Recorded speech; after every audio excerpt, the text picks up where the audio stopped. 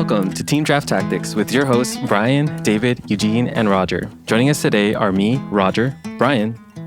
Hey, it's me, Brian. And Eugene. Yo, Eugene here. This is a new podcast we're launching where we focus on team draft strategies versus traditional single 8-player pod draft strategies. A huge shout out to Alex in the commish and the draft league he created called LA Limited. He and his team created a tournament-style league in the greater Los Angeles area where locals can join up and sling spells at each other. We really enjoyed discovering how different teams' drafts are from your regular 8-person pod drafts. Our team is called the Stonecutters, and we won last season's championship for Murders at Karlov Manor.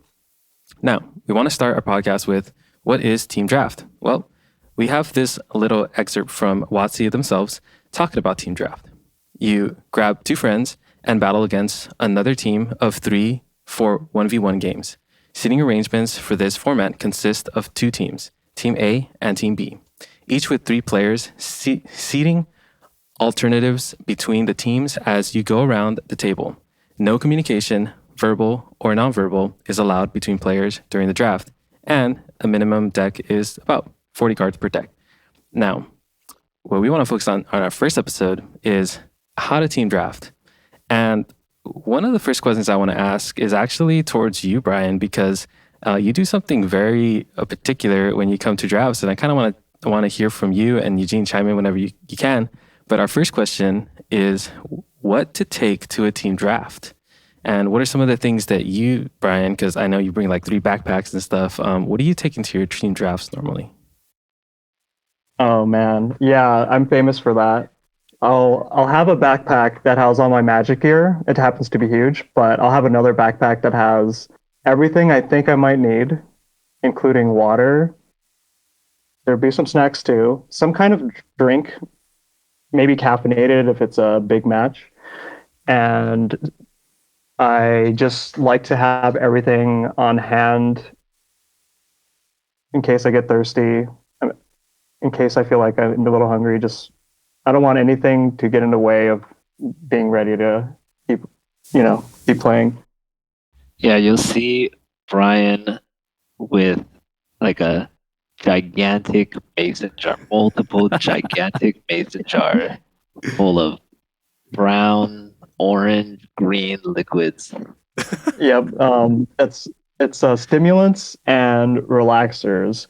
I like to hit a perfect state of zen when I draft. Sometimes it's not perfect, but we're always trying to get there. There it is. That's coming from the champ himself. That's how you win. One of the things I actually like is from our other teammate who can't make it today, but I learned this from him prior to team drafting, is bringing pre-sleeved lands. How helpful is that, guys? David likes to have the same lands from the same set. And he always gets mad at Brian and I for having random lands. He's offered us to buy us. Yeah, David's not here today, so I just want to say to David that how are we supposed to get those lands if after every draft he always asks everyone for the lands? David's always like at the end of every draft, he's like, "Oh, hey, does anyone have any 4 lands? Can I have them?" So, well, how is anyone else supposed to get the lands if David takes them all? I've given David these lands because sometimes no one gives it to him. Actually, most times people don't give it to him, so it ends up having to be me, and then he gets mad at us. Yeah, and another thing I noticed, a few things that you try to collect at the end of every draft is the tokens from the set, and this set has a lot of tokens. Where are you guys at with that? Have what? Mercenary token? I don't know. Yeah, like there's the mercenary tokens. I know there's the 3/3 angel token that's created by one of the horses. There's a few different treasure tokens. Like, are you bringing that to the drafts, or are you guys just kind of like nonchalant, like drawing things out, or saying, hey, like this forest is a 2/2 flyer? Somehow David has the most of the tokens. I don't know if he buys them. I don't know. Yeah, I don't know if he like swipes them from people after we're done drafting, but he has 3 Thopters from last set. He's always has it. I'll be like looking for a token. He just throws them on the table. He has them sleeved. Maybe we should just be our token holder because right now it's like I'll have some, Eugene will have some, and then David will have Well, all of the tokens because for himself. David, if you let him borrow a token, you're never getting that token back. He keeps it. He'll put it in his sleeve, and it's his now. And then finally, one of the things I know that is pretty much a huge help will kind of lead us up to our next topic, but I want to talk about bringing a notepad versus just having dice, because that was a huge thing. I know when I started, I had both the dice and notepad. Where are you guys at with that, and what's the advantage and disadvantage of each? Definitely writing it down. I don't think there's any advantage to using die except like maybe you can't find your pen and it's like less, or your dies with all your dies, so it's easy to bust out. But I think writing it down helps with memory and gets you in the habit of writing down more things too, like their cards. Yeah, I mean, I don't recommend using dice to keep track of life. Just write it down. They can roll Or use your over. phone or something. I use the notepads to write down cards that I see from the opponent.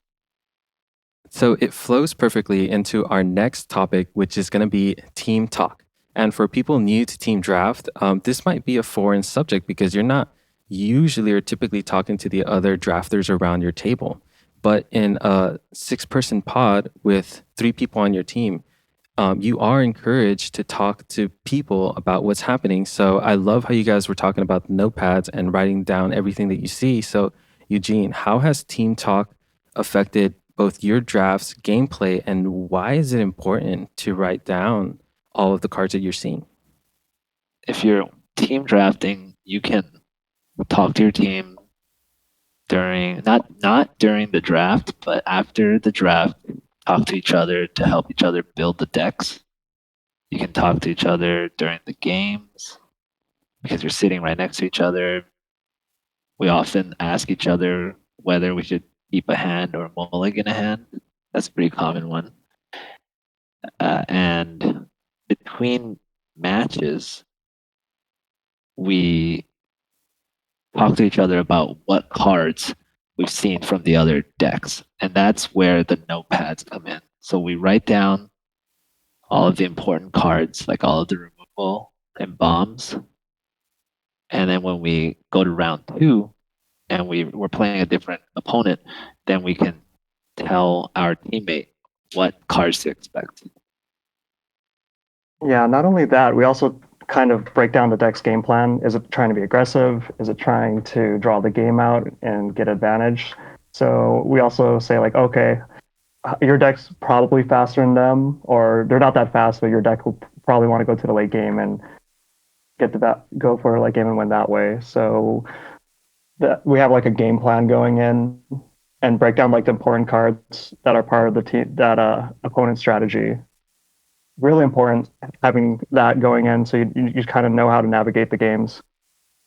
Team talk is also on big plays, and also even during the deck building process, we like to look at each other's decks just to see if we got everything, like any cards that we think we should cut, or if we should change even a color, make sure the mana base is right. It's all a team effort. It makes it a lot more fun. I actually really like that. And that's one of the things that I've really loved about when we draft together is getting that insight from the expertise of the other person because we all are different players. We all draft differently and we all know different strategies that have helped us through MTG. So my mana base has gotten way better these past 2 seasons that Brian has been a part of the team because that's something that I may not have been focusing on too much and more focusing on the draft itself. So huge points, both you guys on point, and I love that. The next question I have is the differences between 8-player draft and team draft, and also the differences between arena best of 1 draft and team draft, which is best of 3. And Brian, I want to start with you with these. Yeah, the team draft experience is very different than a normal pod draft and even more different from a BO1 draft on Arena. in a pod draft, you're kind of going to see the cards that you're passing, so you have an idea. In team draft, it's very important to pay attention to the cards you're passing because they're going to be in an opponent's deck, and you kind of there's a lot of things to focus on. What I will say is you don't pass any bombs because you don't want it to go into the opponent's deck, and then you also want to predict what colors the opponent is getting into. Yeah, and I'll just add that in a 8-player draft and on Arena, best of 1 or even best of 3 on Arena, it doesn't matter that much what cards you pass in those regular drafts because the chances are you're not gonna play against that person, especially in best of 1 Arena. You're probably never gonna play against those people you're drafting with. But even in an 8-person pod draft, I don't know the numbers, but you're still probably not going to play against that person because in a normal 8-player draft, it's like a 3-round split, and so you're only going to play at most 3 of the 7 other players in an 8-person draft. So 3 out of 7, that's like below 50%. So you have like a lower than 50% chance or something like that. And then in Arena Best of 1, you're never going to play. There's billions of people, and people can play at any time from anywhere. And so whatever you pass in those types of drafts will very likely you'll not see them again. Those cards played against you. But in team draft, every card is going to get picked either by your team or the opponent's team.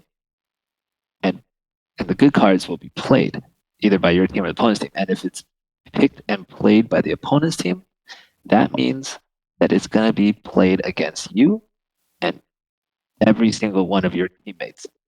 And so if you're passing a good card, you better watch out because it's going to come back and bite you.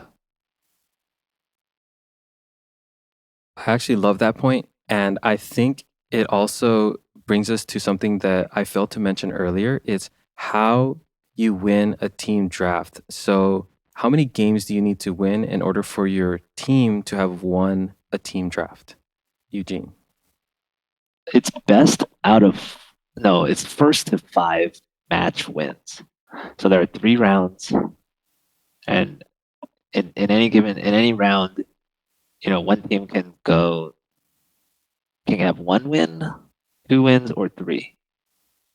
And then you go to the second round, and then so whichever team gets 5 wins first wins the entire match.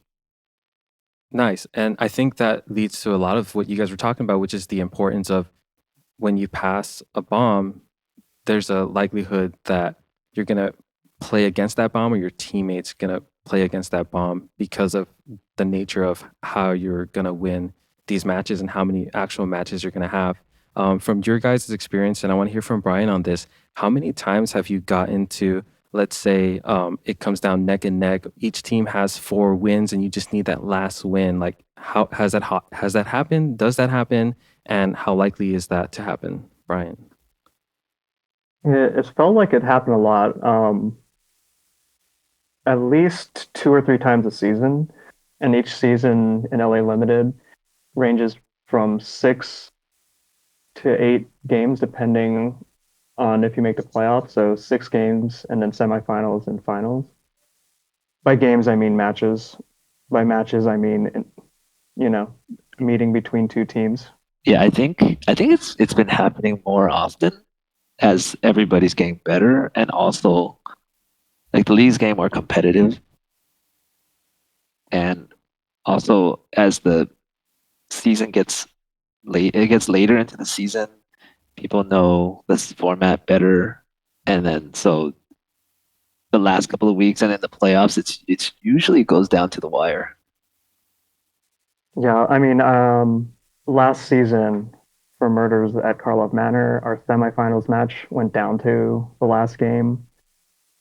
And I know for our first championship, me and David, during the Wilds of Eldraine season, our finals match actually went down to the last game as well. Very exciting.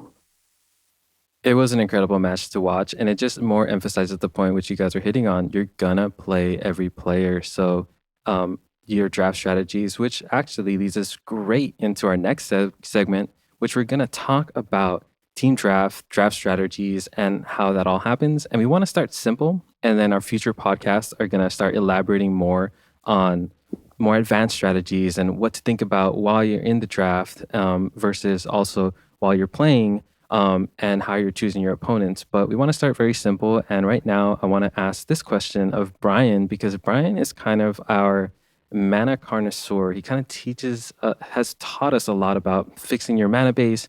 What does the splash look like? But more importantly, I think right now, the very basics is the curve. When you guys are drafting in a team draft, and I know this is going to change from set to set because it has felt different between sets, especially this one, early predictions. But how often are you guys saying that people are choosing bombs over just having efficient 2-drops, and what does that curve look like? So Brian, I want to start with you on the curve. Yeah, definitely set dependent. There are some sets where you just want to pick 2-drops and value them very highly. I think you're always going to have to find a balance as you're drafting. No matter what set, the priorities change, but for the most part, you are going to want some 2-drops. Like it ranges from 5 to 7 2-drops. Generally, 3-drops you want at least 4 to 6. And from there, you can have any number of ranges, but it also matters when you're drafting. You don't want to take too many high-costed spells early, usually, because you don't want to end up with not enough low drops and get run over. Yeah, I think the curve. I mean, I don't know if there's any difference between team draft and any other draft, and it's set dependent. So, like in Murders at Karlov Manor, the 2-drops were just ridiculous, or it was just ridiculously important to have a lot of 2-drops. And here in Outlaws of Thunder Junction, I don't know yet, because we're early in the season, how important the 2-drops are and how powerful they are yet. It does not seem like they're as important or as powerful as the last set. I agree. Yeah, it's actually leading us great into our following question, because I love the thought behind the curve of between the 1, the 2, and the 3-drops.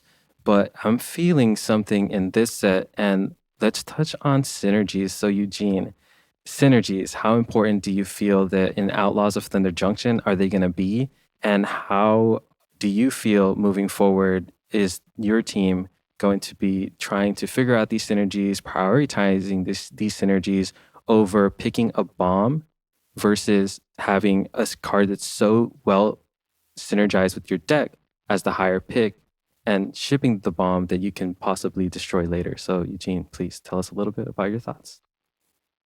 I would never pass a bomb. I don't care about synergies. I don't think you can pass a bomb. Almost never. And we can talk about when I guess you might pass a bomb, but I like 99.5% of the time would not pass a bomb. You have to really have the table read to risk something like that. But I think what we're seeing in this set, because it's so synergy driven, that we are going to make a lot of picks based on our deck synergy. Well, probably not passing a bomb, but you might be passing some generically powerful cards for something that really fits and triggers all of our, crime payoffs, for example. Yeah, I think you're right. There's so many different payoffs, and having a majority of them has felt very nice in at least Arena. Like having an ample amount of saddle feels good in a saddle deck, and having an ample amount of ways to trigger and re-trigger crimes has felt really good in this format, in my opinion. But I do love your passion on do not pass bombs, and it really leads us back to the beginning when you guys are talking about you're gonna face these cards and you're gonna play against these players. And in a future episode, I think we're gonna talk about mana bases because one, this set does allow us to splash in a very interesting ways. There's very interesting just land variations and also other things that kind of fix you for that one turn, like can I cast the bomb? Right? When you're drafting by yourself, an 8-person regular draft, you're greedy because like who cares about you don't have teammates, you don't care about anyone else but yourself and your deck generally. Um, but I think in team draft, you have to it's team draft, so it's a team effort, and you have to think about your teammates. So if you are gonna give a bomb or whatever a good card to your opponents, your teammates are gonna play against that bomb. And sometimes you just have to make that, you have to be the martyr. You have to sacrifice a good pick for your own deck so that your teammates don't have to play against this bomb that will, that could defeat them later on. And ultimately that I think is more beneficial for the team overall in the long run.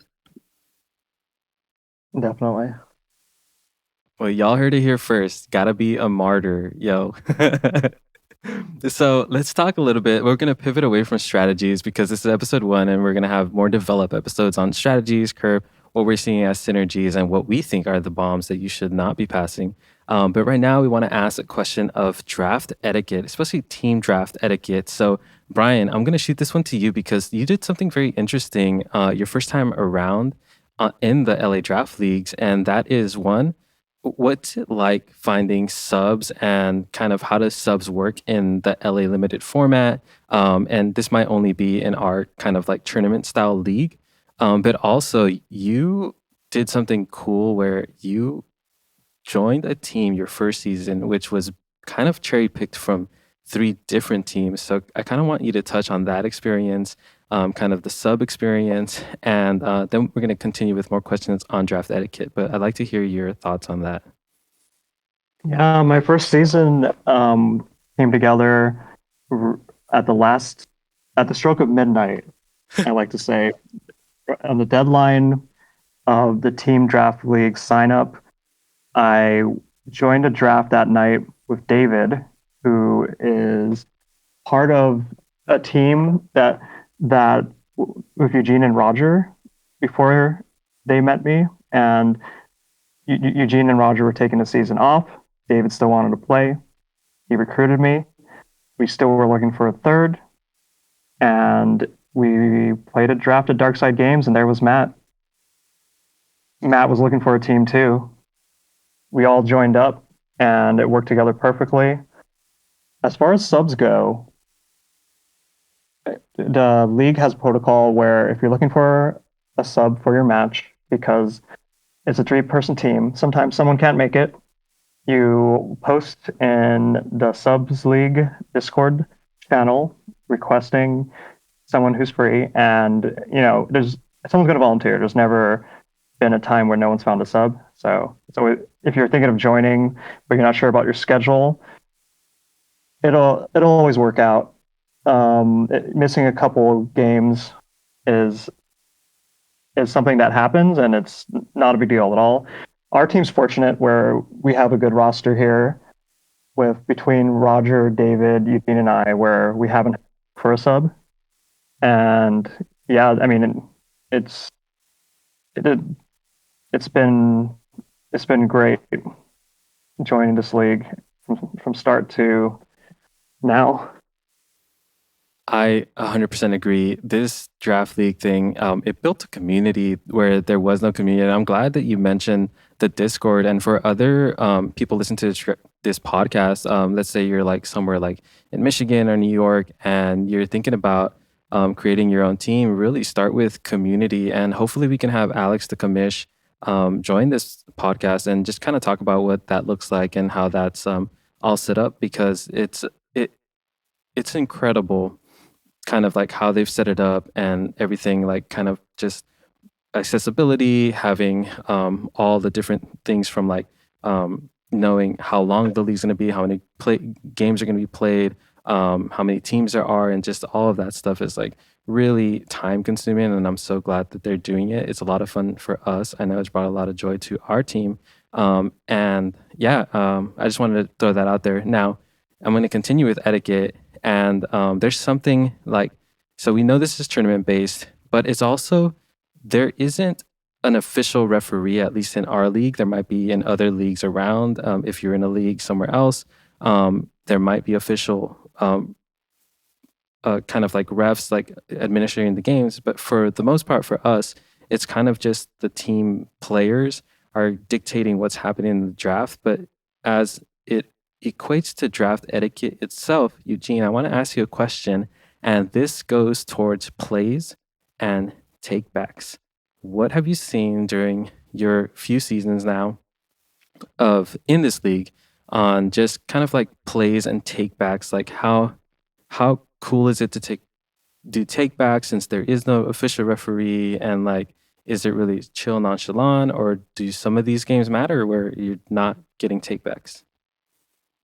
Yeah, I think it depends on what the takebacks are and your opponent and where like what the stakes are. So if you're just if you untap, I don't know, like if I think if you've resolved a spell, I think it might be too late to take that back, or if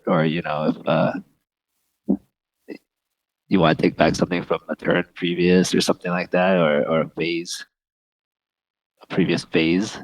But if you're like untapping lands or like small things, maybe it still depends on your opponent and again the where you are, like what the stakes are. So if like you're in the playoffs or if you're in a match that really matters, then probably no takesy backsies. Also, if your opponent's just, if your opponent's just like no, then that's it. But whatever it is, I think just gotta be consistent and like obviously if my opponent doesn't allow me to do any takebacks, then it's only fair that they can't do any takebacks. And also, if my opponent does allow me to do takebacks, then it's also fair that I allow them to do takebacks. But still, depending on Yeah, what that is. yeah. I found that the league is super friendly. Sometimes, especially early on in a match, maybe the first few games, there's a little bit of a mistake where it's like, oh, you'll cast a spell or you'll do an action, but like, oh, catch it immediately, ask them if it's okay, take it back, and they'll be cool with it. It's a really friendly league, but I found as the matches go on and you're, let's say, in a final game situation, game three, and your team needs to win, it's a different situation where I feel like there's not going to be takebacks. So it's a friendly league, but when things get serious, we definitely play by the rules. Well, I mean, yeah, I have an example. Like, it's getting serious. Like this league, the people certainly, well, a lot of the teams in the league they're getting serious now. We did a practice draft last week, and this is a practice draft, mind you, no stakes. I missed the trigger. My opponent didn't let me do the trigger. It didn't matter for the match ultimately, but yeah, it's getting serious even during practice drafts. Oh, you're totally right. And I think that's the direction the league is moving towards. Of course, we're all still friendly, but there are a lot of everybody wants to win. There are a lot of competitive players here, and they play in, RCQs tournaments where it's there's no takesy backsies. So I do think we're going. I do think the league is getting way more competitive. You know what I love that kind of started becoming a thing in the LA Limited kind of environment that's been created. There was a time when people would just say like, good luck," and then it started becoming, "Oh, have fun," and then now it's like, "Good luck, have fun," before every match. So, shout out to all you guys that are making this kind of like welcoming place. And yeah, I don't know where I land myself on that. The takesy backsies. I know the times that I've utilized it are where I name a card and I put down a different card because I in my head, like let's say that in this format double spells matter, and I know I'm thinking in my head I know how I'm gonna do this, and then I play my first card, and then let's say I tapped the mana incorrectly, but in my mind I had it set that I knew what the mana was. And I'm like, oh, I accidentally tapped this island. I meant to tap this, but it's still during that game action. Then they're cool with me taking it back. So I think that's always cool. But yeah, I think both of you guys nailed some really great points, and it's just going to be like one of those things where it's case to case basis. But something that you both mentioned that leads to our final question here, before we wrap up our very first podcast, is practicing with other teams. I think that's something that may not seem like a big deal, but I think it adds to the strength of how friendly the other teams are and how they want to get better as much as anyone else wants to get better, and kind of like reaching out to other teams and saying, hey, you guys want to jump on a practice draft before a match, and this is how we're getting better. And one of the ways, and huge shout out to the people who created this, but Draftmancer, I know that that's now becoming more of a big deal. In-person drafts, extra in-person drafts are becoming a big deal in our LA Limited League. So, Brian, I actually want to start with you on this one because you kind of pioneered this for us when you decided to join that kind of team where everyone was looking for a teammate, which is the extra practice drafts in person with other teams. Yeah, I've got to give a lot of credit to Matt for that and the lovely gentlemen at Darkside Games. They actually did our first practice team drafts for our team were not against other people in the league. They were against 3 or 4 guys from Darkside Games. Their names are Timon, Simon, Ian, and Daniel. These are all friends of ours and Matt's, and yeah, we just asked them to practice, and it actually was a big part of us having success in the WoW season because we started 0-2 to start the season, which means we had to win every single game to get into the playoffs, and we were losing every single practice to these guys. So we were just getting walloped. But there was a pattern where we would lose the practice draft, and then we go on to win our matches. So can't say that I pioneered it, but I will say that it's a big part of getting better, especially in this competitive environment. Yo, shout out to all of the people who are not part of the Team Draft League who are willing to play Team Draft with us. Because, like, I don't know, I feel like they don't have any incentives to play Team Draft. Like, I imagine that if you're not in team, like if you're not interested in Team Draft, or if you're not in the league, or you don't plan to join the league,